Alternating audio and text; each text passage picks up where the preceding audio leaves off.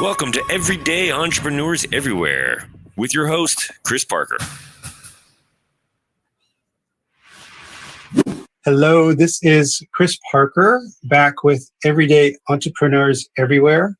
Kirk and I worked in 2018 on a data science and data privacy company called Pretty Good Knowledge. Before that, he has an incredible career in the military and in the intelligence community. Wonderful to see you again. And would you please tell people who is Kirk Wiebe and what do you do, and really interested in why do you do what you do? Well, my name is Kirk Wiebe. I was born in Chicago, Illinois, raised in northern Indiana on the shores of Lake Michigan. Graduated high school and was not ready to go to college. College was an ideal I hoped to achieve, but I wasn't ready out of high school. So I joined the United States military, United States Air Force. And this is kind of a pivotal experience for me because it leads to career opportunities that come later. And that is, the Air Force sent me to Indiana University to learn Russian language. Why? To make me a spy, an electronic spy, somebody to surf the radio frequency spectrum, look for signals of interest, intercept them, and then translate them if they were voice signals, which most of them were. So in the Air Force, I spent two tours of duty, all in both in foreign locations, one in Turkey, one in Japan. Loved it, enjoyed it as a young man, the exposure to the culture, the different languages and so forth. It was just terrific. But I did understand after 4 years that I needed to get on and make a decision what I was going to do next. So I applied to officers training school. The Air Force said, we want navigators. And I didn't want to be a navigator telling an airplane how to go from point A to point B. That sounded kind of boring. So I said, I want to stay intelligence. And they said, no, you can't do that. So I said, okay, thank you, but no thanks. I'm going back to college. So I returned to Indiana University. Long story short, got a BA in '69 and a master's in '72. Applied to the National Security Agency because I knew they were the head of all U.S. electronic intelligence. And they said, when can you begin? And I said, now, and began a more than 32-year career in that career field with National Security Agency, and then some subsequent work with other government agencies, solving big problems that were high priority, usually for Department of Defense. Can you tell us some top secret stuff right now? No, I can't. I would love to. Yeah. But my non-disclosure agreement with the government is continuous. Well, that's something that I've enjoyed, because while working with you and Bill, Binney, and meeting some of your other colleagues from that time, that when we start getting near something that might be sensitive, well, that is that little grin that comes on your face that it's, okay, these guys aren't going to talk anymore. And so I'm always curious what's behind the grin. But even moving forward through your time with the National Security Agency, and there is a movie about this, A Good American, amongst others, that sort of outline the hows and whats. But after that career and loyalty to the U.S. government, can you just give us very briefly what happened, I think around 2001, 2002, why you decided to walk away and pursue a different path? Yeah, this is important. It's an important life event, probably the biggest life event in my life, I think. We discovered in 2000, right after 9/11, which should never have happened, by the way. It should never have gone undetected by the National Security Agency or the intelligence community. It's a shame that will forever live on the reputation of the intelligence community. But we discovered that the powers that be began to turn the weapons of surveillance against the American people. Now, imagine this. The U.S. is sucker punched by foreign nations, Muslim terrorists, if you will. And we begin to spy on Americans. Is that congruent? No, it doesn't seem to make sense. And so I do believe there was another agenda here. Never let a good crisis go to waste to attain ever more power to get into the lives of individuals. And that's what's happened. Well, when Bill Binney and I and Diane Rourke of the U.S. Congress and Ed Loomis, fellow colleague from NSA, found this out, we, the three of us at NSA, walked out, basically handed in our badges and said, we can't support this. It's against the very Constitution that we swore allegiance to protect against all enemies, foreign and domestic. And so we walked out of the building, and for a while we were wondering, what can we do to get this story out? And when you've been exposed to secrets all your life, and this was also treated as a secret, it's very hard to bring yourself to defy that agreement. But we were finally advised by a lawyer, a constitutional lawyer, that the best way to go was to make the story public. The more you withhold it and try to work under the radar, the easier it is for the government to succeed in shutting you up. So we ultimately did go public with it and blew the whistle on NSA. And the thank you we got for that was a raid by the FBI in 2007 that appeared at each of our houses, about a dozen agents, at 9 a.m. Eastern Time on 26 July 2007. And they proceeded to enter our homes, go through everything, grab computers, anything that had a memory, everything from digital memory to notes, and take it away. Well, long story short, we ended up suing them for taking our equipment. We had done nothing wrong, and we ended up winning that in court without a lawyer, using our own expertise to counter which is already incredible. So yeah, and that's thank God for that. But it was a shock. Yeah, and then roll forward. That was 2007. Roll forward there's a lot that happened in between. But let's roll forward 10 plus years, and with pretty good knowledge here in Europe, that was a initiative funded by a corporate sponsor, and there was top talent. You, Bill, some great data scientists and engineers, and data security, hacker type people, commercial people, and the premise of that was to enable organizations, government or private, to engage in large-scale analytics while respecting the law and while respecting the human right of privacy, and basically doing things in a bit of a more of a wise way, as opposed to simply grab it all and unleash unfettered power.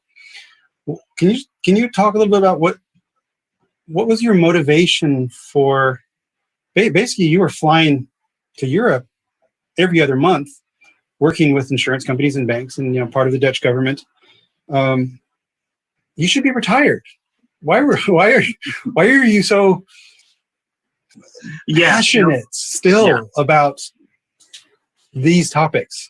It is a great question for this reason.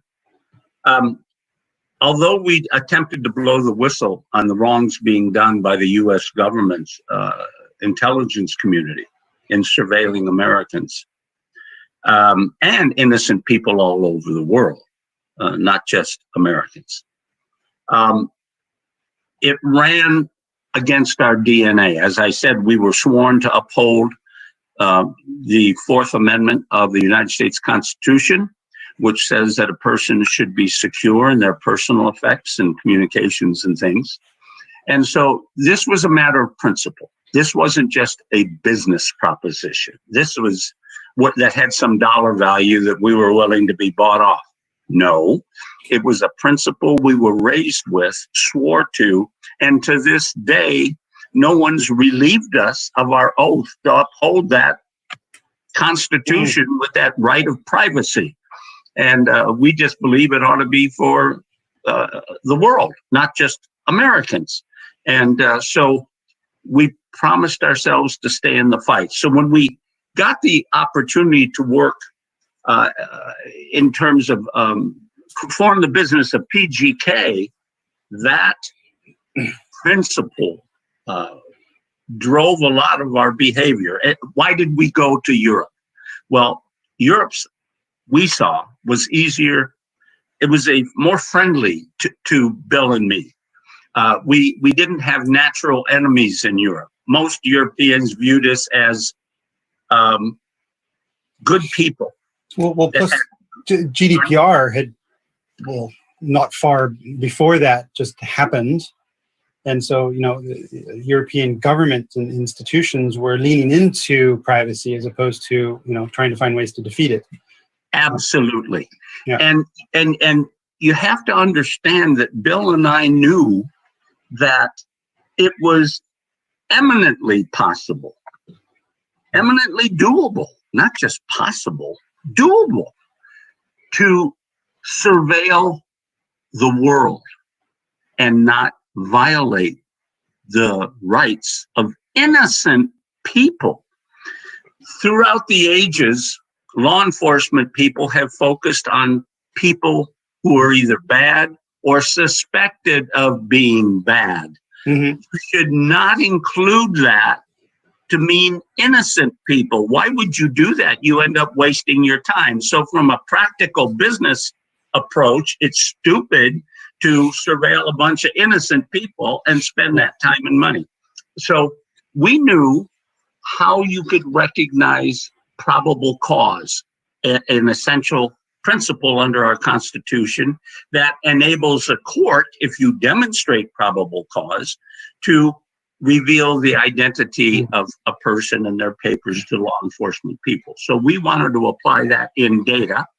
We knew how to do that. It does not stop you from doing good analysis. In fact, it improves analysis because you tend to focus on real bad people and probable bad. And what I liked about the approach, and again, I in a way studied, the thinking in your approach to data for well over a year, and we applied it to different cases and projects. I'm still deeply saddened that we were not able to productize it and find something scalable, but what we also weren't able to find a lot of organizations that had the data maturity and the data availability to actually really put this to use. But that's happening more and more every day. So currently I'm working, as I shared with you, with a Dutch bank using some of these principles and architectures in order to improve their data capabilities, because it's completely transferable.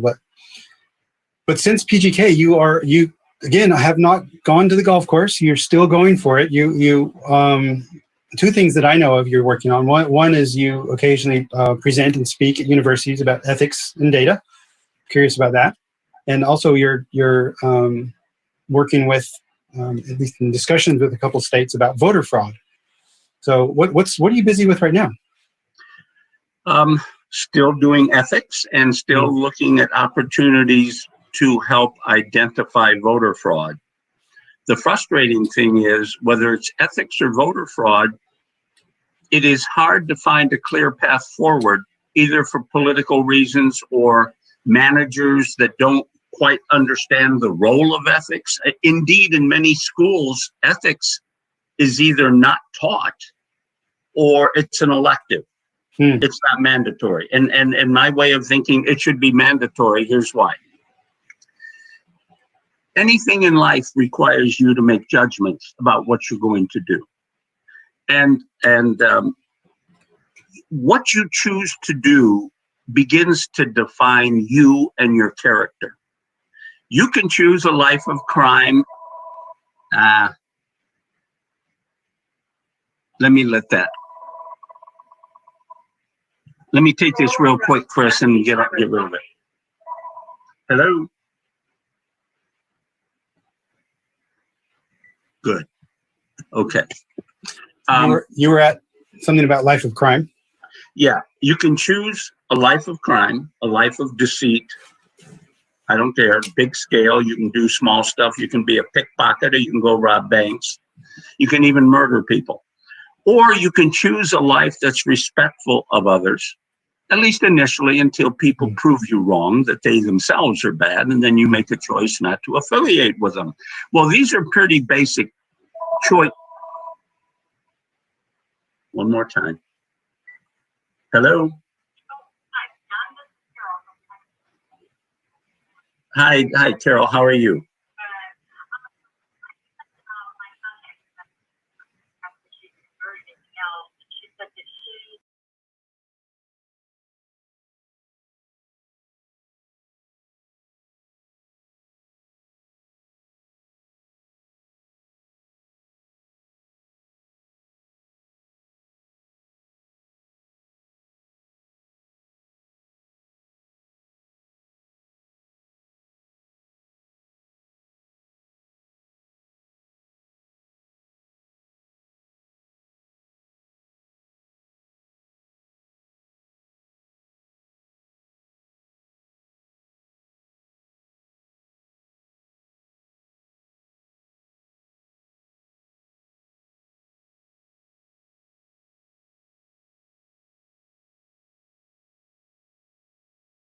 And I've been fighting it for 8 months. That's why I went to a congressman. Anyway, that's an aside. Wow. So we make choices in life, and it defines us on what we want to be. And we can make conscious decisions about what we want to be. So it's within our own sphere of influence to make those decisions. Now, ethics, frankly, is at its most basic level, a definition of what is right and what is wrong. What's happened, however, in society, and I think even globally with diversity and the mixing of cultures and folkways and mores from all over the place, it's less clear about what's permissible and not permissible in the workplace. So the proper application, the appropriate application is for businesses to define ethical behavior. Mm-hmm. What's their do not do list? Do not do this, do not do that. And if I were an employee or someone looking for a job, I would want to hear from that business that I'm talking to what their code of ethics is. Have they even thought about it? If they don't have a list, that tells you a lot. Well, Kirk, just to challenge a little bit, and I love challenging you. Sure. Isn't it so obvious? Isn't it almost an insult if a company does have a code of ethics? Shouldn't we just know that? No. Okay. Okay. What we find out is that there are some cultures that will tolerate a certain amount of what we would consider to be unethical, maybe even petty larceny. Mm-hmm. Well, I needed $1, I needed $2, so I borrowed it from the coffee fund for 2 weeks, but I did mean to pay it back when I got my paycheck. So now the coffee fund becomes a bank. And that's not ethical in the classic sense. But maybe viewed by others as no harm in it. Unless you agree that it is ethical and you perhaps write it down. So then, that's the point.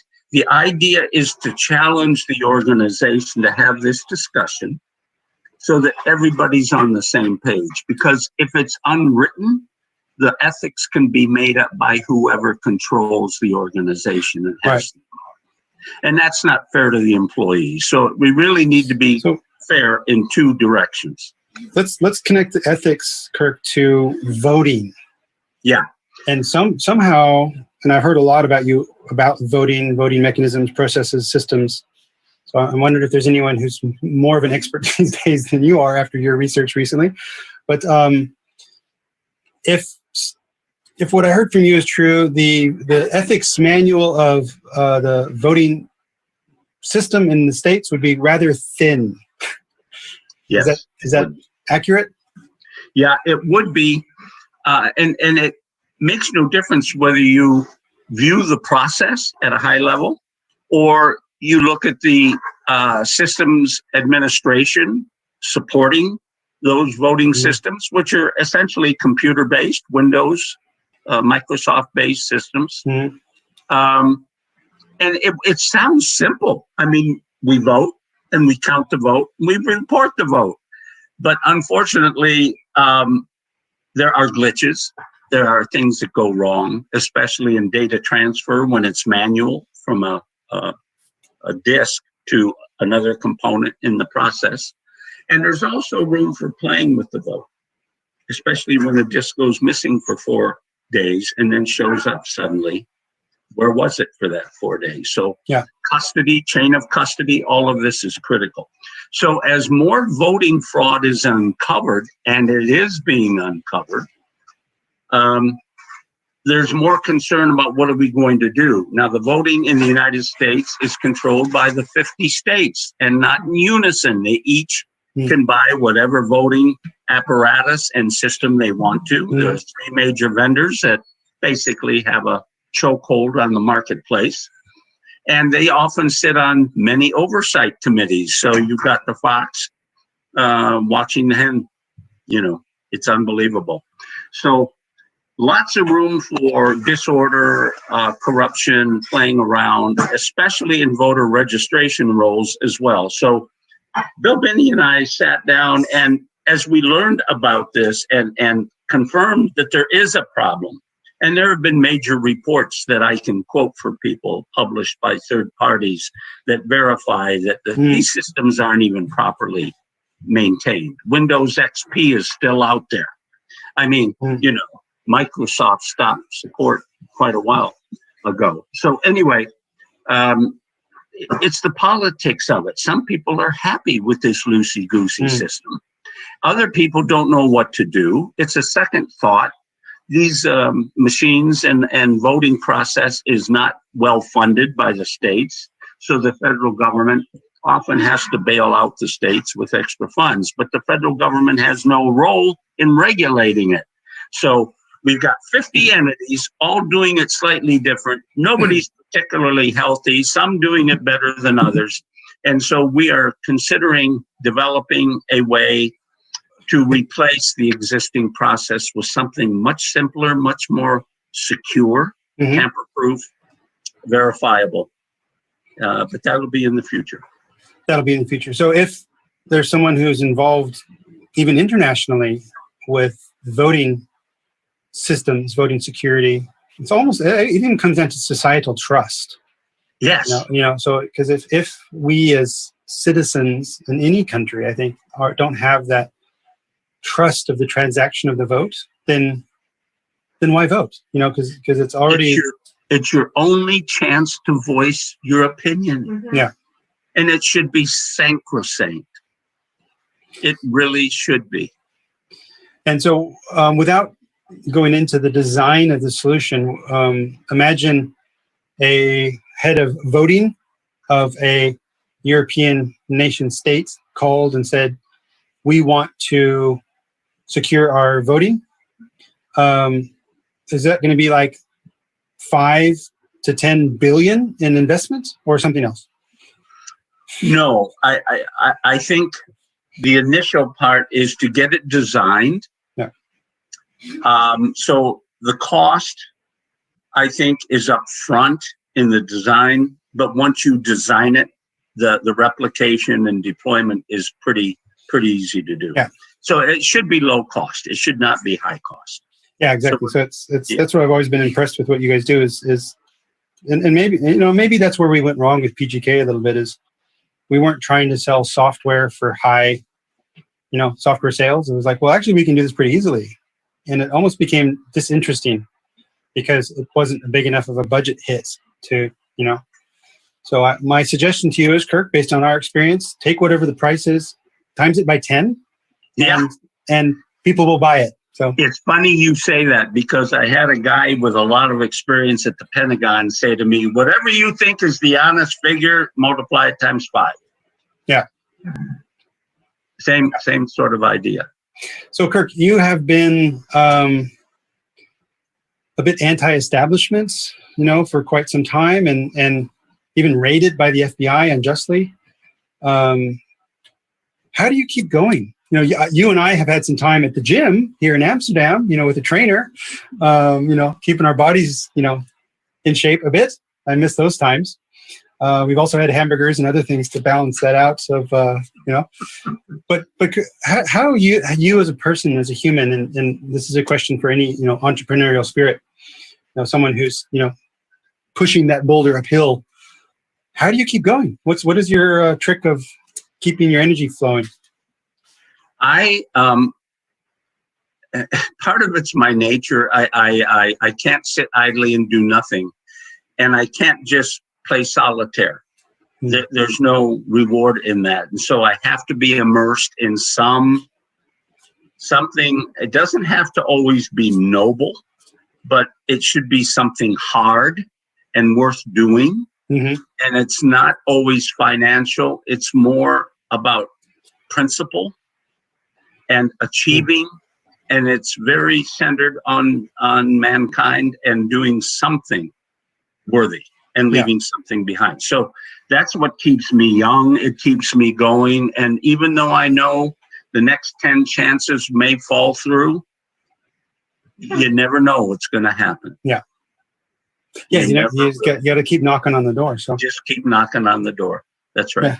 And one of my last questions that I'm really, really curious to what your answer is to this is in your entire life, in your entire career, what is something that has helped you simplify your life the most?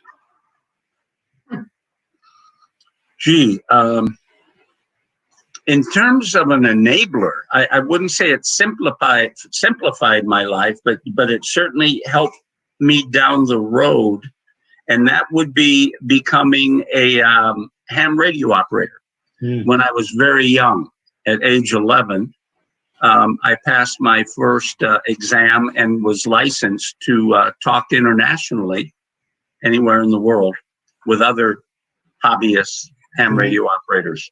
The reason I say this was important, because by the time I entered the military after graduating from high school, some 7 years had gone by. So I had 7 years of radio frequency experience, communications experience, the concept of radio wave propagation in the atmosphere and the physics of all of that, and the 11-year sunspot cycle and how that affects radio waves, etc.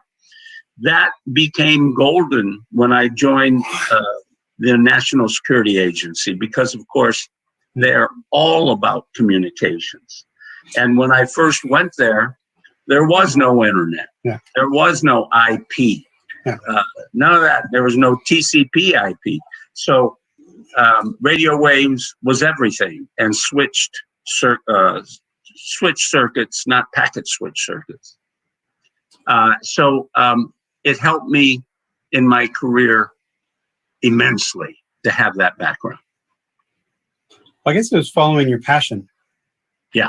Even from then. So marvelous. So Kirk, in summary, I would personally love to work on a project with you and Bill and the others, with an organization that wants to do large scale analytics in a very wise and respectful way. So I would invite anyone who's listening to this that says, hey, we want to do big things with data in a very simplified, that doesn't mean easy, but a very simplified and efficient way that respects the law and privacy. You're also busy with voter fraud. So anyone who's busy in that, because I would love, because I also, knowing you guys, it will not be expensive to develop this and then deploy this. It's the politics that comes into play. And I know one of your passions is actually, speaking about these choices in life, which are around ethics. So, Chris, there's one more marketplace where we could help people. If anyone is in possession of a data lake and they don't know what to do with it, we can help them decide very easily where it fits their business, where it can be valuable to make them smarter, better, more efficient. Kirk, thank you so much. Great. It's been delightful seeing you again. The pleasure is all mine. Learn more at ebullient.com/podcast.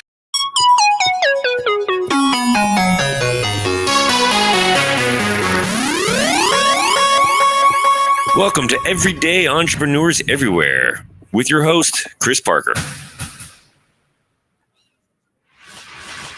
Hello, this is Chris Parker, and I'm here with Everyday Entrepreneurs Everywhere and a very special and very dear guest to me, Bill Binney. And Bill and I, with other amazing people, worked, I think back in 2018, with the ambition of enabling large-scale massive data analytics done in a way, so you could call that bulk surveillance, but please don't, but large-scale analytics done in a way which is very respectful for security and, most importantly, the right to privacy. We did lots of projects together, and we have an architecture that we built very much based on the experience of Bill and his colleague Kirk Wiebe. That is still very much applicable, and I'm sure we'll get into that during our conversation. So, Bill, thank you for joining. Thank you so much. Would you please, for everyone, tell people who you are and what do you do and why do you do it? Maybe just give them a little bit of a background, because you were with the NSA, the National Security Agency. You're a whistleblower. You're a grandfather. So who is Bill, and why does Bill do what Bill does? Well, I basically got started with NSA looking at signals intelligence, which meant cryptography, codes and ciphers and data systems and data, and then eventually into data itself, transactional data, as well as data at rest, and just massive amounts of data because they had, terabytes and terabytes, petabytes and petabytes of data. They just didn't know what to do with it all. So those were the major problems that I, as a mathematician of the background, that's what I started looking at to try to figure out how to do things with data on a large scale and actually do it as much as possible without human intervention. So the humans only came in when they had to toward the end to make decisions and confirm assessments and so on. So those were that was the basic thing. I spent 32 years there, going up to being the technical director of what I like to call the world. Which was the official title was the World Geopolitical and Military Analysis and Reporting Shop. So that meant everything in the world, basically. That is everything in the world. Yeah. So any problem that was available there that was a problem for our analysts, and there were about 6,000 in the group that I was working on, the technical director for. So that anything that popped up there, I tried to handle and fix and make it possible for our analysts to do a little better job. Yeah, and if I remember right, around 2001, 2002, that sort of came to an end when you choose to retire under a bit of protest. Can you share a little bit of that story? Well, unfortunately, what I did was I built a system that was capable of monitoring the entire world. But when I did that, I built in safeguards like privacy protection, like if you were not a part of a known target or in a proximity of it under deductive, inductive, abductive rules, your data was never taken in. So NSA never had the possibility of abusing your data, and you had absolute privacy. And that was including everybody in the world. So it wasn't just the idea that if we don't take in Americans, it'll solve our problem. No, because unless you don't take in everybody in the planet, you get buried in information and you can't see any threats coming. And that's exactly what they're doing now. And that's why they're failing so miserably. And this includes the Brits and the Germans, the B&D, and all the countries affiliated with NSA and the Five Eyes. They're all falling apart because of that problem. They just can't see the threats coming. They're too buried. That was our whole objective right up front. But they removed that in favor of they removed that filtering process in favor of taking in all the data. So in order to assess whether or not you want to take something in, you have to first be able to see it and say, do I want this, yes or no? Well, that gave them the opportunity of removing that filter and then just let everything come in. So that meant that everything in the world then just dumped into their coppers, into their data storage, and they had data on everybody on the planet. And then, Well- of course, after that, we had another thing, which was encryption of the attributes of people, so you couldn't tell who they were if you took them in and you didn't know them, they were a target. So Yeah. that way we developed the probable cause and then go after a warrant and then target them. And the final one, which is the real killer for them, they didn't want this one at all. This was the auditing of the log, of the network log for our program, which meant anybody coming in to our system, wherever they went, whatever they did, everything would be recorded and assessed as they did it, not after the fact. This is online, real-time software looking at all these network logs around the world. Yeah. And they didn't want to do that. They didn't want anybody to know that, because that would tell Congress or anybody else that coming in saying, give us this information, here it is. You know, they would say, here's all the programs we have that are failing miserably, and here's what it's costing you, and here's how we're wasting money, and here's the transfer of money that you allocated us to do this job, but we used it to do another job. All these kinds of under-the-table shenanigans that were going on, you know, all of those would be openly and exposed. Well, And they didn't want any of that. So they got rid of all that stuff, took in everything, and that's the state of affairs now. You said in the past to me, maybe jokingly, that if they had, you know, maintained the system as you had designed it and implemented it, then they would have prevented Edward Snowden from, you know, That's right. getting away with his payload. How would that have been? Because it's, you know, the auditing program, looking at the network log, would see him send instructions to download a file. Yeah. And as he did that, we would see that. And after he kept doing so many files, we would send up alerts. Oh, you're not supposed to do this, okay? So maybe So within a few seconds, we could have got him. Yeah. So maybe a trick question, because you know, and let's not go into that whole story, because there's movies about that. You know, A Good American is a movie about that. I'll put that in the show notes as well. You, with your conscience, turned whistleblower, however, never gave any material or evidence, because that would have been illegal. And if there's one thing I've learned about Bill Binney, you know, law and constitution is paramount. So my trick question is, are you happy that Edward did what he did?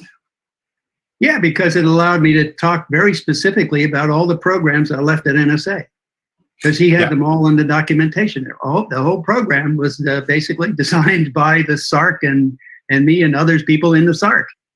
Yeah, I think if the timeline is still with me, I was around 2007 that I think you and a group of people from the intelligence community went public after the government attacked you. Again, it's all in the movie, so let's not go there.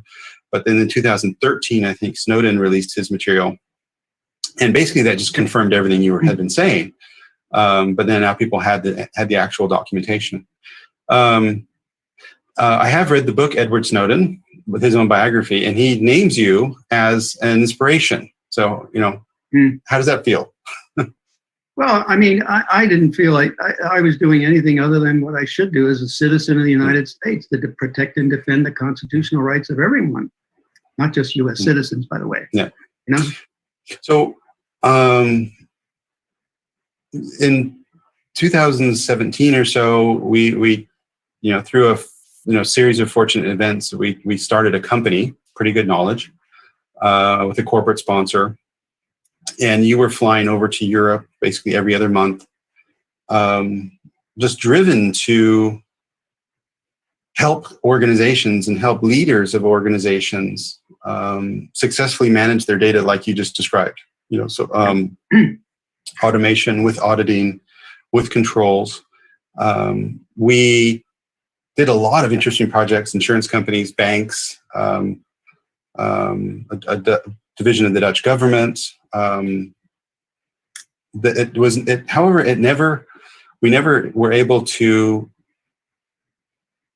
find a customer group that could really adopt it. So we haven't had this conversation yet. So I'm really curious.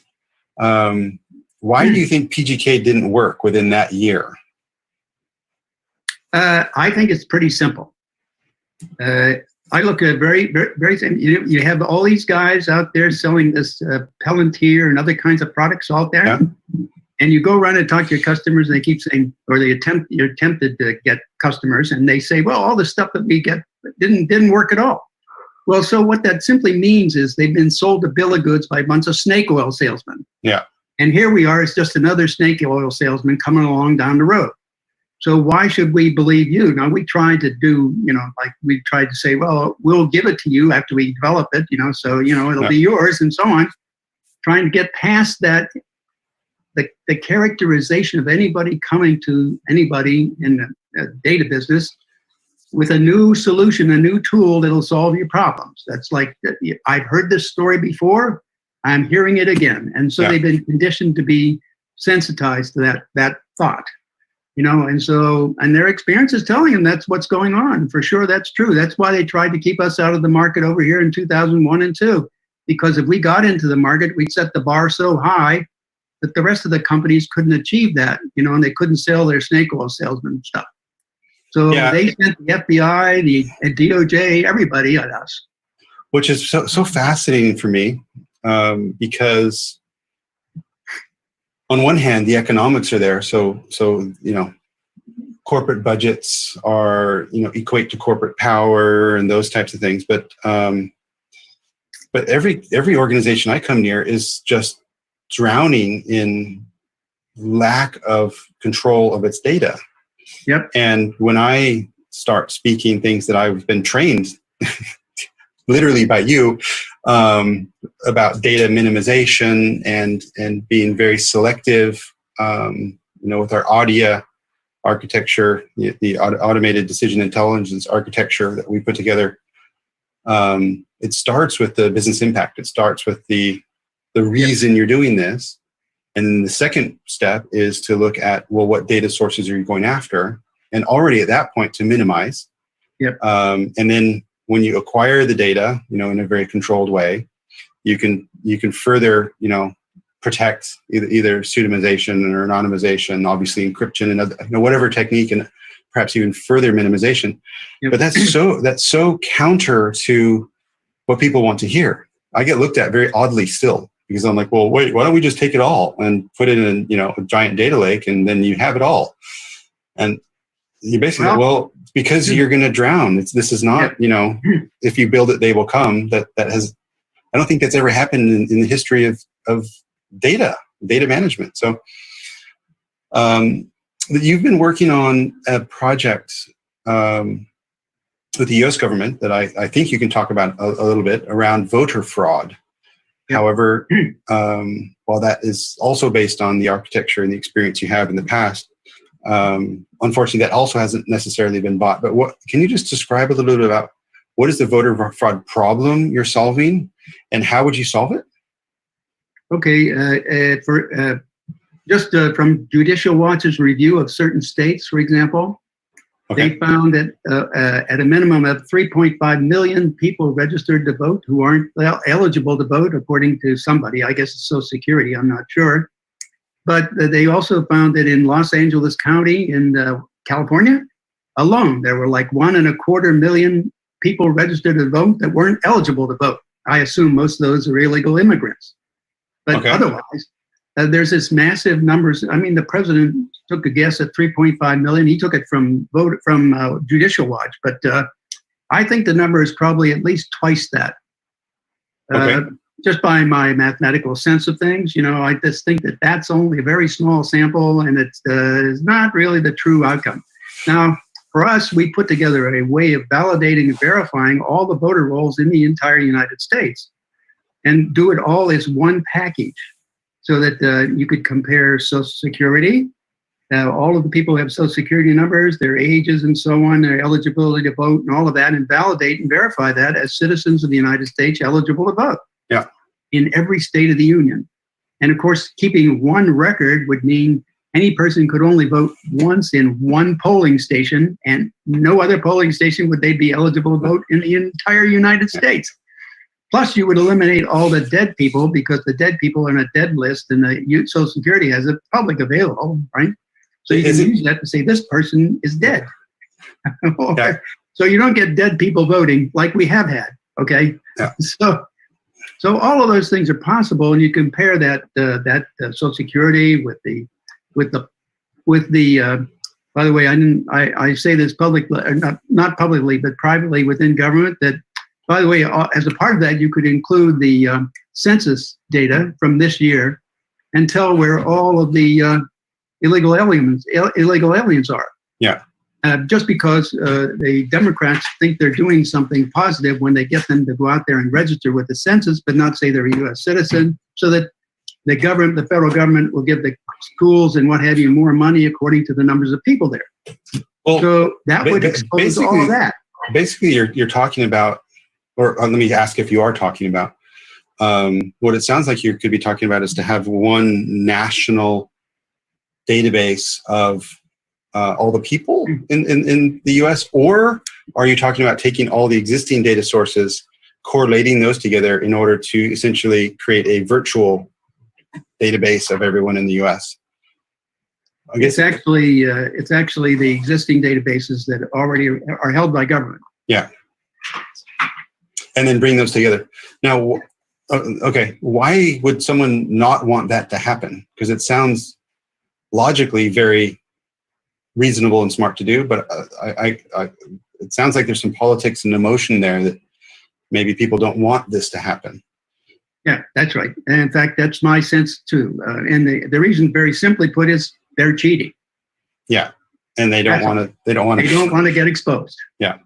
So it's no, one of the things I've loved about working with you, Bill, is you so casually speak at levels of data that are unimaginable to most people, and again, because of the way you look at these problems is to simplify them, flatten them, and so they are essentially infinite scalable, which I think is delightful. I think one of the issues that we faced as well is even my learning curve, having been in technology and software and data for quite some time before we met.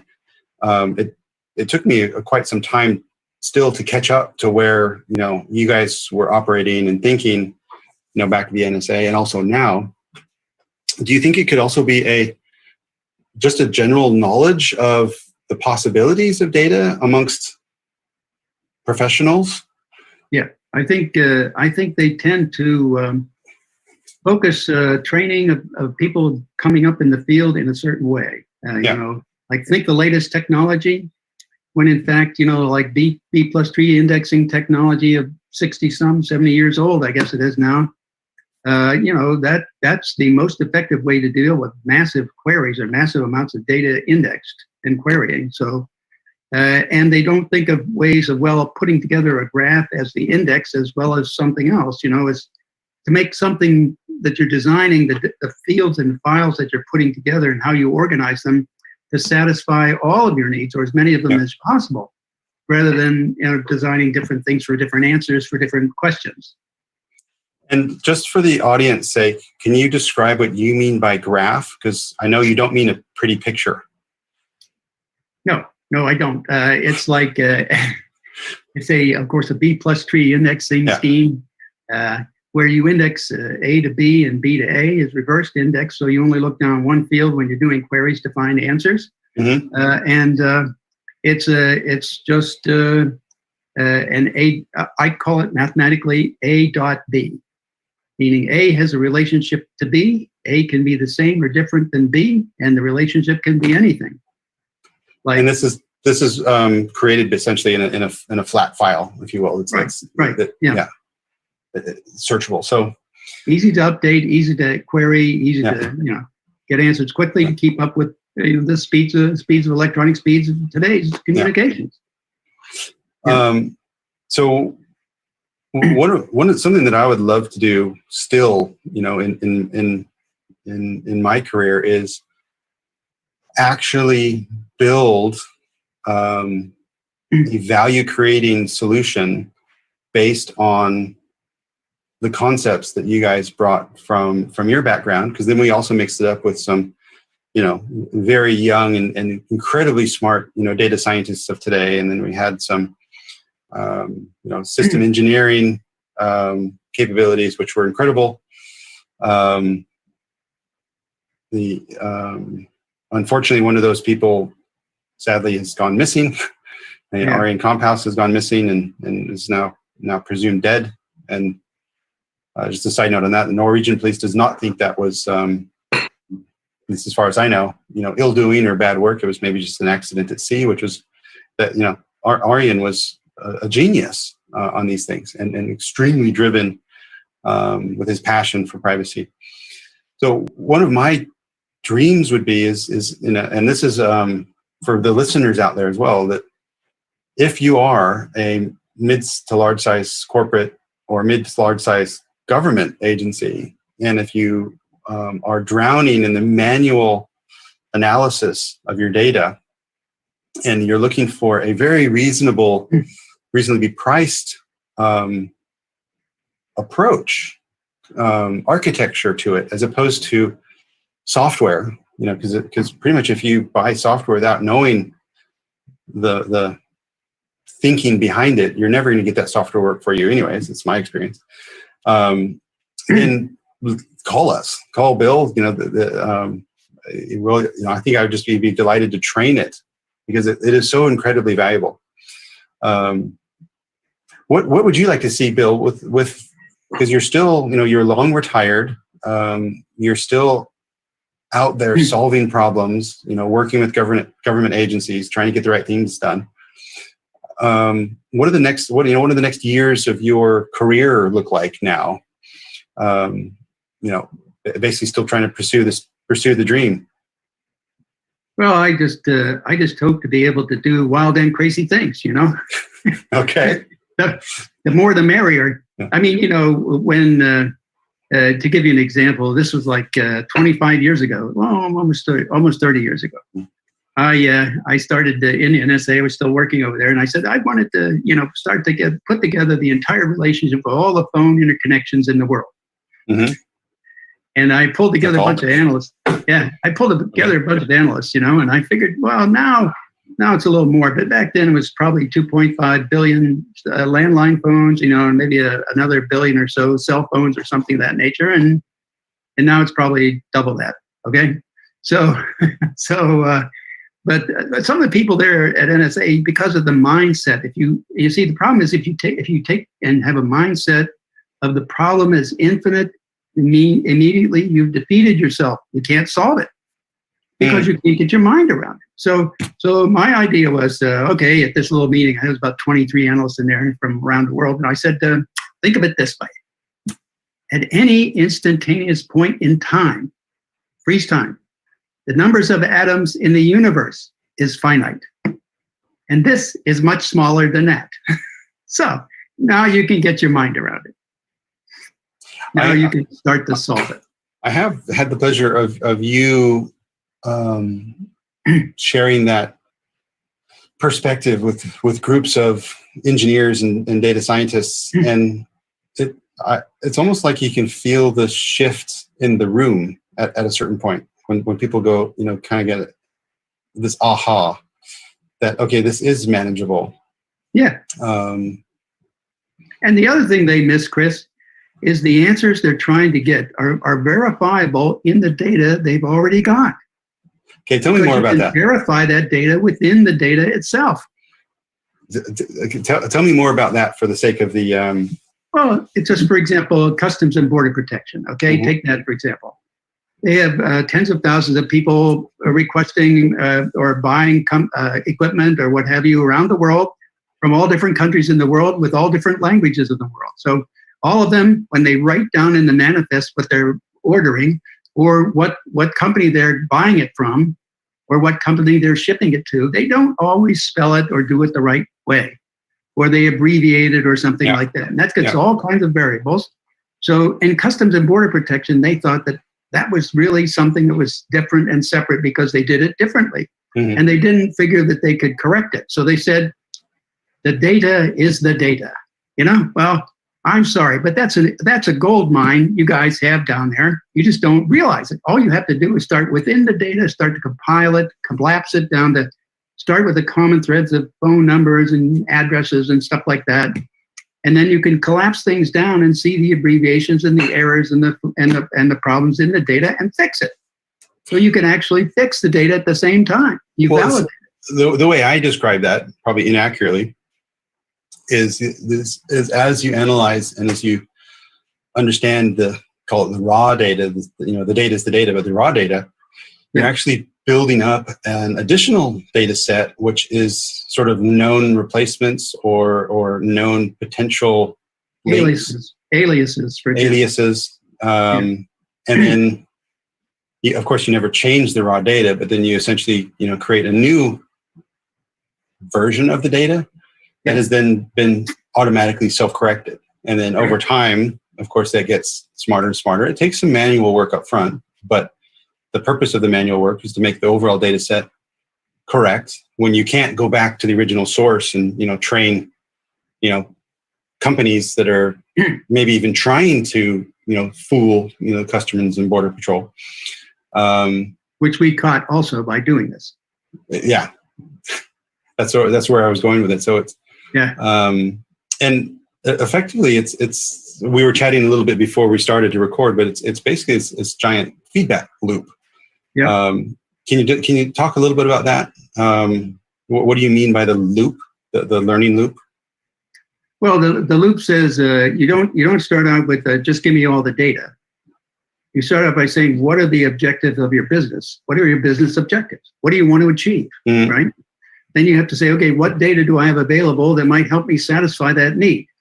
And then, so, the loop comes back from the beginning of what is your business all about and what are the things you need to achieve in it? And then what data will help you make that come to pass? Yeah. And the point is, not only do you have to select the data itself, but also select within the data the attributes that are reliable that you can make a decision on to automatically, again, or as much as possible automatically, fix data and also make assertions that you should follow to meet the business objective. So, it's all done in that loop. It's a continuous loop. And although our audio doesn't show that, we try to say that up front. Well, and if people are interested in learning more about audio, then reach out to us, either myself or Bill. In the audio architecture, when you go down a little bit, 2 or 3 levels, it does have the learning loop in there. And the way I took that into my own work is with the business scan, the business canvas that the simplicity scan that I've come up with. On the left-hand side is, there's the business purpose, there's the customer, there's the product. And this is the thing that sort of should be the reason why you're doing what you're doing. Yeah. And on the other side is actually the data. And, in my view, you should start in that order and go back. So we've got about 2 minutes or so left. And Bill, one of the we went on a lot of crazy adventures together. One of them was to Langley. And the most joyful, this might sound weird, but the most joyful part of our whole Langley experience was sitting in that little diner. I think I remember it to be cherry pie with absolutely. It was just the traditional American cherry pie with the whipped cream, or there's ice cream on it. So. Yeah. But I'm almost scared to ask the question because it's such a long story, and then maybe we can link back to what there. But why were you in Langley as an NSA whistleblower? That seemed to be the last place we would find you. Well, because we had proven forensically that the DNC emails were downloaded locally and transported physically to WikiLeaks for posting. We also proved that Gustra 2 had to be a local download because of the speeds of transfer of data, and the speeds fit nicely with the thumb drive download off the computer or any kind of storage device download locally, but it did not fit in the transfer across the internet. And we proved that. We went around trying it, and we threw out the, saying, if anybody knows how to do it, please tell us. We'll help you try it ourselves. But, we're open to a peer review. If you think you can do it, come up and say so. And no one has said so, not even NSA, CIA, or FBI. None of them. No. Well, the delightful part is then, President Trump invited you to tell that story to the then director of the CIA, Mike Pompeo. Actually, it's not quite it, Chris. He told Mike Pompeo that if he wanted to know any facts about Russiagate, he should talk to me. Yeah. Now, I thought that was very damning of his agency as well as all the entire intelligence community.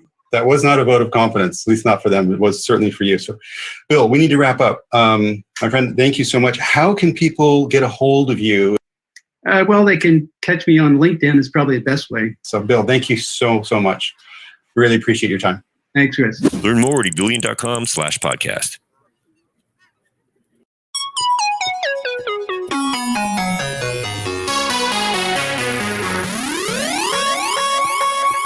Welcome to Everyday Entrepreneurs Everywhere with your host, Chris Parker. Well, hello, Chris Parker here. I'm back with a very good friend, longtime friend, Joe Park. I've met Joe. You'll have to remind me, Joe, but I think we've met each other in 8th grade across a line of football, growling at each other or something. That's sort of what I remember back in the days. But that is true. I didn't know who the hell you were, except for this giant thing across me that I tried to get around. But yeah, so here we are trying to get around each other again. So, Joe. Tell us who you are and what do you do? I am a videographer. I have a video production company, Joe Park Films, that I've been running for 20 years. We do mostly corporate promo work and some event coverage stuff, a little mix of both, and then the occasional, really fun creative stuff. It all started, I guess you could say it started back in college 30 years ago, or 25 years ago, when I grew up as a bit of a movie geek and was going to school, going to major in history. And one day we were walking out of a movie theater and I literally stopped dead in my tracks and said, why am I going to school for history? I should go to film school. And I basically was a college dropout at that point on, moved back down 500 miles south with my folks and started going to film school to local community college. And then basically just started buying cameras and started a little video production company. And I've been doing it ever since. It's not exactly making, the $200 million movies that I envisioned at one point, but there's a lot of reasons for that. And I do. And like I said, I get to explore my creative side at times, whether it be short films or music videos or documentaries or things like that. Yeah. Well, that's one of the reasons why, other than my just adoring you as a person, but one of the reasons why I thought, for everyday entrepreneurs everywhere, and the theme of the podcast was, even before you were finished with university or college, you started this vocation, this passion, and effectively you've been able to support your lifestyle with this and other activities. And so for me, it's a perfect entrepreneurial story. Maybe not $200 million, success, but following your passion, and you've led your life. So it's allowed me to leave the life of leisure that I so very much enjoy. Yeah. In that it pays well. I don't have to work as often as most people do. And it's allowed me to, it's taken me to Australia, it's taken me to Europe, I've worked in Southeast Asia. And it's taken me all over the States, and you could spend a lifetime, in the States without seeing a hundredth of it. Yeah. And I actually had never flown before I started doing this in the States. I had never flown to the East Coast, and now I've been to, for work, I've been to Manhattan 13 times. I've been to, pretty much just about every big city in the States. And there's some places on my list I haven't been able to hit yet for work. Working on that. But it's fun to be able to go and see new places and go on new adventures and get paid to do it. Nice. And you said there's all sorts of reasons why it maybe hasn't been as financially successful as you had hoped. Well, no, it's not that. In terms of the dream is to become this giant movie maker, and to do that, there's basically one of two ways to do that. At least back in my day, before all this digital video and stuff, it was basically you either needed to move to Hollywood and start as a production assistant and slave away and just kind of work your way up. I was never interested in moving to LA, nor being a PA. The other way would be to basically go out and raise money and make your own film. And I was never very comfortable going out and say, hey, can I have $100,000? Yeah. I'm a film student. I'd love to make this 15-minute short and take it around Hollywood to, and I'm not a salesman. So that was just never my thing. So I just started my own little video production company and just, I've done little things, as you know, of over the years, and I get to feed that creative side on occasion, but it's not something I need to do all the time. So in your company, there must be all sorts of opportunities to do different things that come across. What is the sweetest sort of project that you get, within the scope of of Joe Park Films? What's the dream project for you right now? Well, the dream project would be, oh Lord, would be a combination of, okay, we're going to, pay you to travel somewhere, and we're going to give you sort of creative license to do whatever you want. And it's gonna be something fun, like something adventurous, like, we're taking a ship into Alaska, and we need someone to tell our story, because we're going to go visit some, ancient burial ground where there might be ghosts, just something really fun and out there and crazy, going to fun places. That's the stuff I would like to do. I don't, that's not something that I really get to do, but because generally, for example, I've been paid to go to Australia 5 times.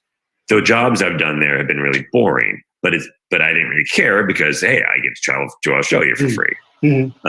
And when I'm there, for example, if I have a job in Sydney, I'll get the job done, but then I'll bounce, through Melbourne or wherever else and see the country while I'm there. I did a job there once where we were shooting a TV show for like a medical TV show.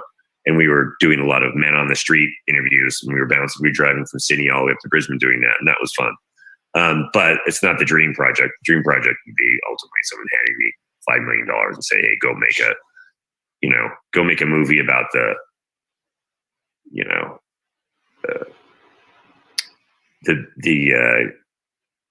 about sailing the Caribbean or something, someplace really exotic with a white sand beach. Cocktail. They've already made that. Exactly. That would be a better dream. Do you have a dream script in your head already? Do you have a concept of what I've written about 20 pages of about 6 or 7 different feature-length movies, and then gotten bored with them and stopped. Yeah.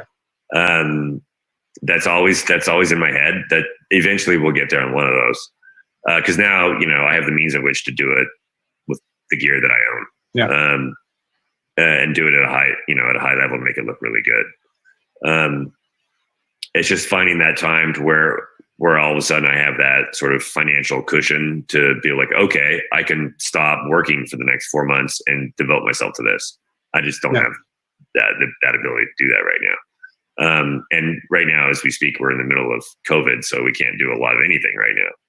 I was talking to Kristjan Knigge, who I know you know of, at least maybe you've even met, the director that I work with sometimes. And in hindsight, I'm really kicking myself, because this would have been potentially a great time to go make a film, because everyone's idle. You'd have to find a way to do it safely at a distance, keeping distance and stuff. But everyone had free time, so like next time there's this global pandemic, I want to get my creative juices going fast instead of let this fear uncertainty thing take over.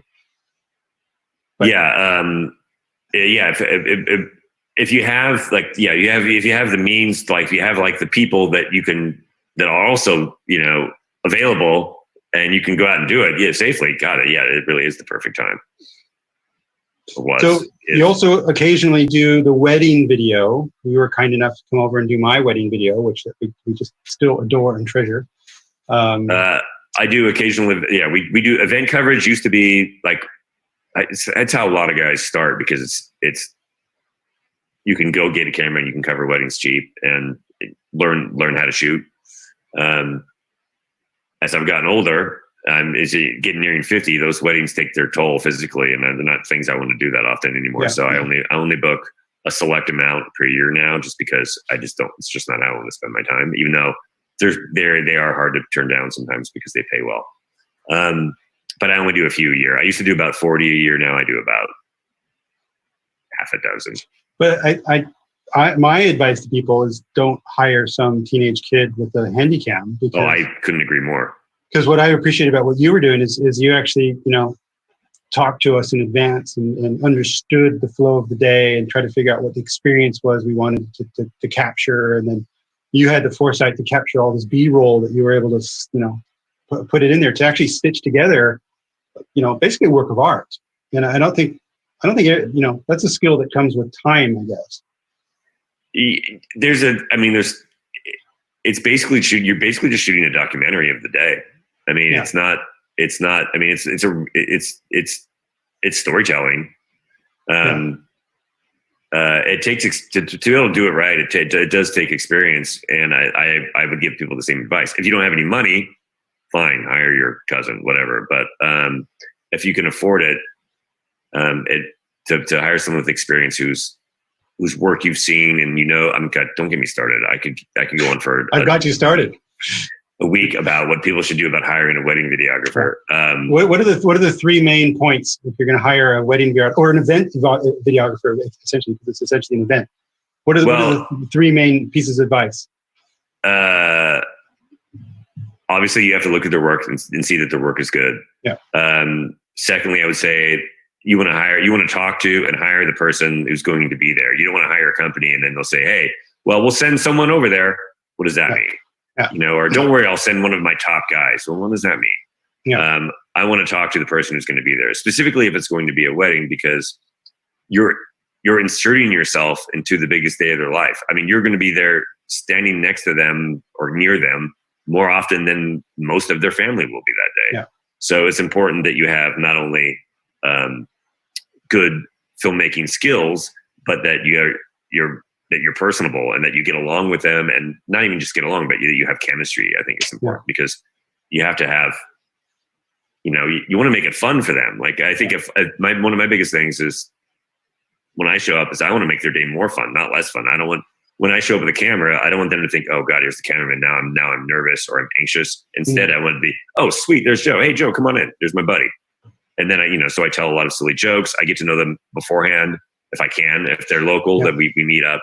I not only at my studio, but I usually try to do some sort of like happy hour meetup beforehand, so we get to know each other a little bit. If that's not possible, we'll do something like what you and I are doing right now. Yeah. Because in California we have a lot of people who come in for weddings from out of town, out of state, especially San Diego. It's a real wedding destination. Yeah. The entire state of Arizona moves to San Diego in the summertime, it seems like. Because right now in Phoenix, Arizona, it's probably about 112 degrees Fahrenheit for you people. Celsius, what's that about? That's about 31, right? Yeah, well, more, I think. 34. Yeah. Okay. But I think so. I guess that was three things, right? Like skills. You hire the right person, and that they're personable, and you have chemistry. I imagine. In my world of corporate technology, that also applies. So I think if you're hiring any expert, and if people are hiring you for corporate jobs, I'm assuming it's the same way. Because do you have the skill? Can you connect? Can you tell the story? Can you Because for me, this you've been involved in way more film than I ever will be, but it is an artistic thing, and there is stress and there's human emotion going on. So to know you're able to click. And the person is an expert and have trust in that person, I think is huge. And that goes with any consulting expert type thing, I guess. Yeah, and in my work in particular, when I do corporate work, most of my corporate work is documentary style, sit down, interview, promo work. So, and when I do it, I don't bring a producer. I'm the producer. So not only do I have to run the camera, but I have to run the interview. So, there's an art form to be able to get, if you know this is the topic that's being discussed, this is what they're trying to promote, what they're trying to sell. You have to learn that ahead of time so you can ask the right questions. Yeah. And then get the right answers out of them. Because some people you can say, okay, tell me about your product, and they will just go and they'll yabber on forever, and they're great, but maybe they're too long-winded, and you just want a really good 30-second soundbite for their promo, not 10 minutes about every little detail about the product. So you have to know how to get you have to know how to get those answers. So having those skills as a producer and an interviewer are very important in what I do. Because that's the majority of the work that I do, frankly, actually. And that's all the human work, that's all interacting, and it almost sounds a bit more directorial as well, teasing out the best performance out of these people. Yeah, it is. I mean, that's what it really is. It is a performance. You're trying to get them to mostly just to relax and give you good answers, because it'll work better ultimately for their end product. But it's not always easy. I shot one in Memphis about 10 years ago with a guy who was the president of the not the United States, but the National Association of Cosmetic Dentistry, basically, meaning he was the president of the entire country for cosmetic dentists. It's a big deal. He goes all around the country speaking, and he couldn't speak on camera. We couldn't get answers out of him. I'm like, are you nervous? And he's like, no, I'm not nervous at all. I just can't do it on camera. And it took 6 hours to get 3 minutes of usable video from him. Well, I don't know. You must be good at teasing people into a performance and a comfortable performance, because I know when I first started trying to make videos for Ebullient with Kristjan's help, God, it was painfully bad, even worse than it is right now. It was artificial. I was talking weird. It just something, So he even advised that it was so bad that I should be running off of a script with a teleprompter, which I played with a little bit. But then I just started making films, of myself, little sound bites and stuff. Yeah. And slowly they got less and less and less horrible. And so it's almost every day that I tweak and play with a little bit. So Mr. Park with Joe Park Film Enterprises. How do you win business? What's your sales process look like? I don't have a sales presence. I'm literally 100% referral based. Okay. So that is a process. That is perhaps the strongest process. But so how do you get new business coming in? Sales make me very uncomfortable, frankly. If someone calls me and says, "Hey, I need this," or "I'm interested in this," or I have a conversation with someone in a bar or a restaurant that they just happen to describe, "Hey, I'm thinking about doing a video," or something like that, then I'm good at selling it, because I just tell them what I do and how I do it. Yeah. I'm very comfortable with that. I'm not comfortable with searching for new business and like trying to reach out. Like, I'm not a cold caller or that kind of stuff. I'm not the kind of guy that's comfortable having like a team of people like out there working for me shooting video. I like to do the work myself. Otherwise I just get too stressed out about it. That's just the way I am. I like being a one man band. And fortunately, there's always just been work there, just from one person to the other. I found that my best sales person is just my work.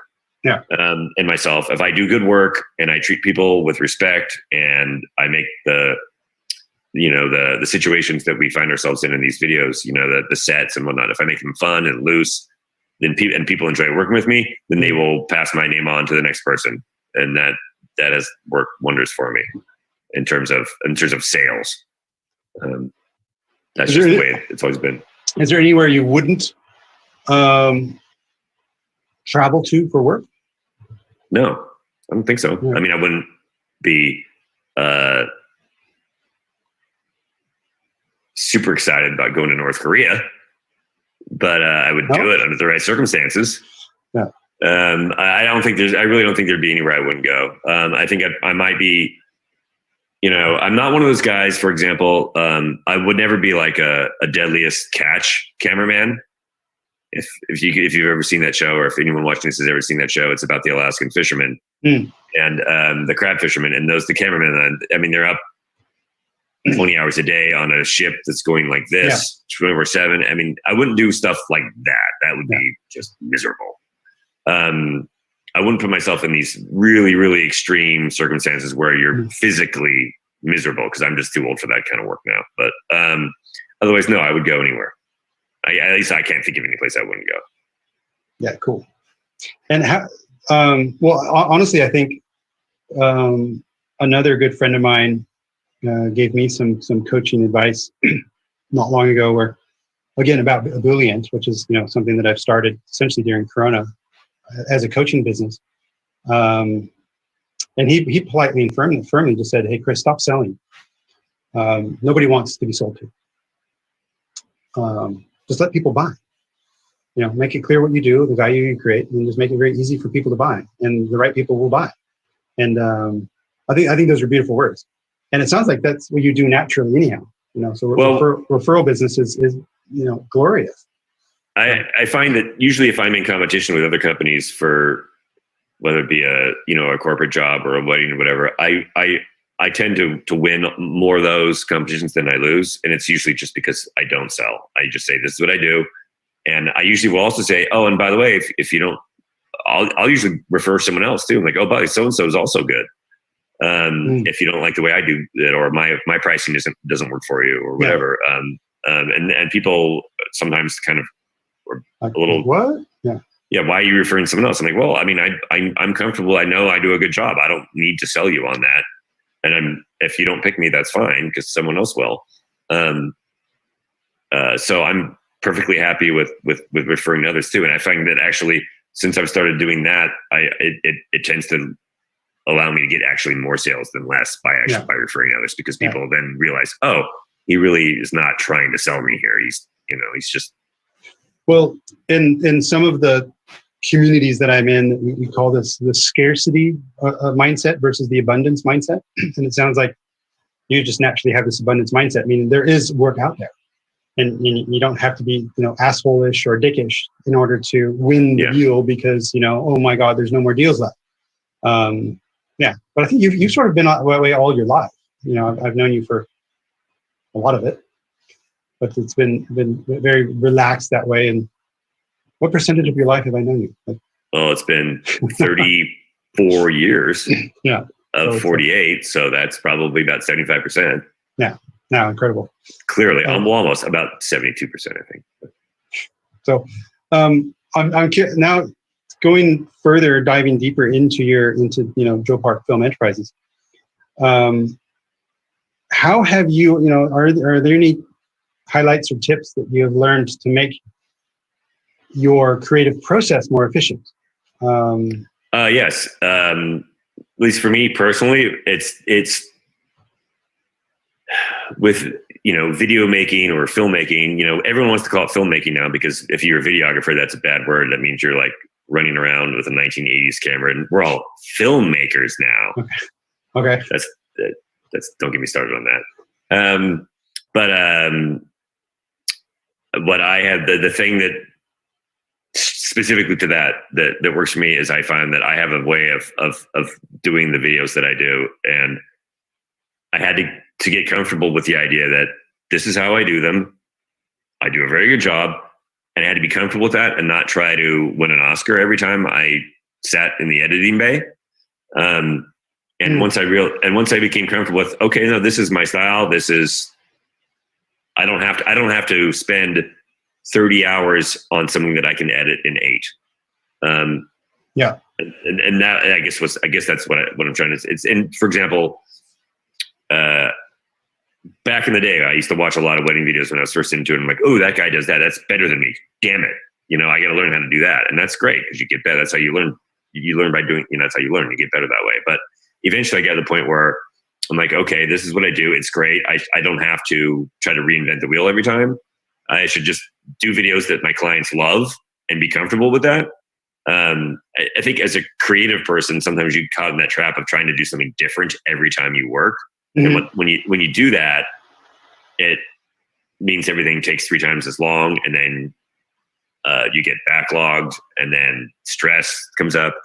Instead, you should just go, no, I can do this way, but I've done it 100 times. It's okay to do it 101 times. If it's great work, there's nothing wrong with great work. It doesn't have to be different every time.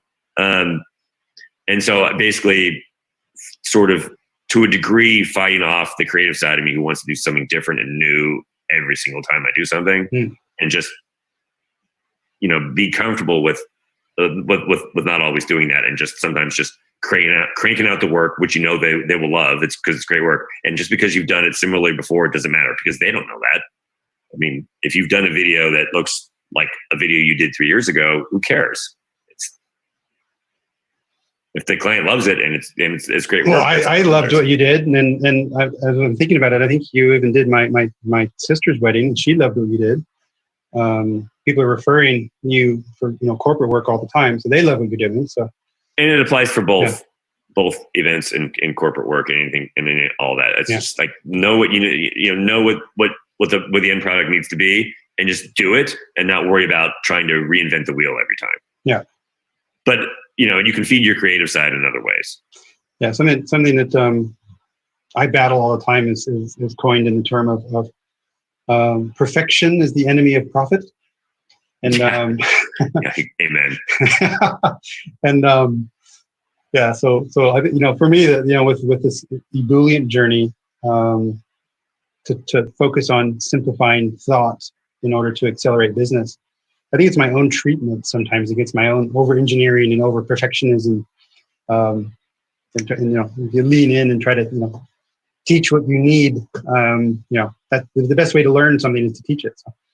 Yeah.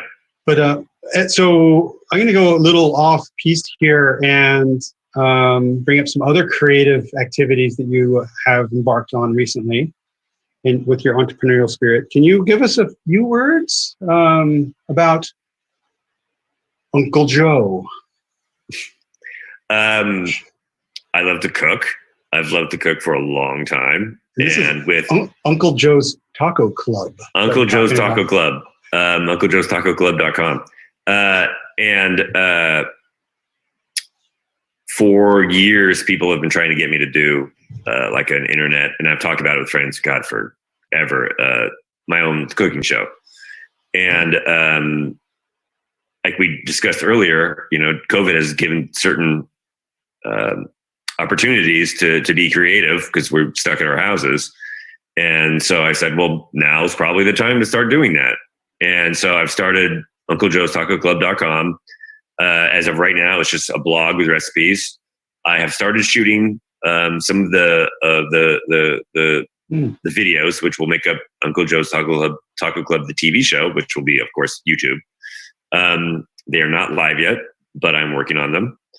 And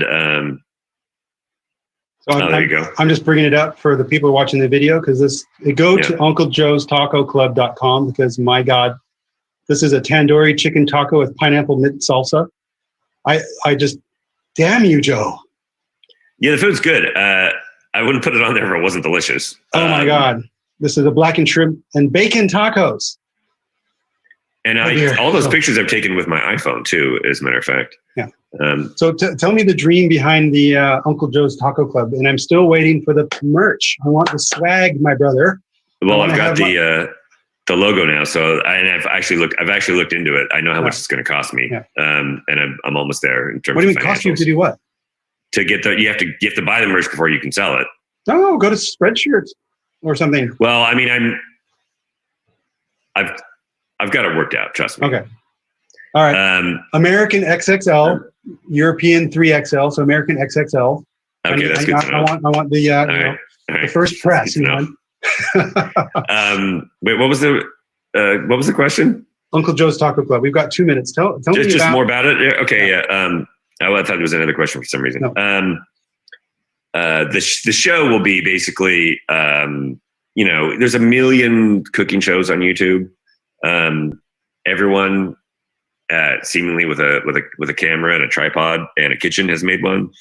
The spin I would say that this will have is it'll be, it'll look and sound better than most because I have really high-end equipment, and I know how to use it. And it's still going to be very simply lit, just a couple of lights and me in the kitchen, but there'll be some filmmaking elements, some creative filmmaking elements that will be put into it that will make it, I think, more fun. Yeah. And it'll be humor. And if you go on the blog and you read the recipes, I've got my humor in there already. I'm sure. It looks so good. I can't go through this life without trying to make a joke out of everything. Good. So I can't do, and as much to what you were talking about earlier, as far as being more relaxed on camera, it's so far been a bit of a struggle for me to flip things around and put myself in front of the camera. I'm comfortable doing it, but I'm not very good at it yet. But I think that just takes reps. Yeah, you know, exactly. Just keep repping it. So, yeah. Hey, Uncle Joe, we are out of time. So joeparkfilms.com, Uncle Joe's Taco. Yeah. On Facebook, you can join the group, Uncle Joe's Taco Club, if you find it, and send in a request to join it. It's just it's not a group for me. It's a group for people to share their pictures of and share their love of tacos. And I do. So let's share the love of tacos. We'd love that to be like a worldwide phenomenon of a group and have people sharing their tacos from Thailand and Russia. And let's make it so. Uruguay, etc. All right. Thanks, Christopher. Love you. Cheers. Learn more at ebullient.com/podcast.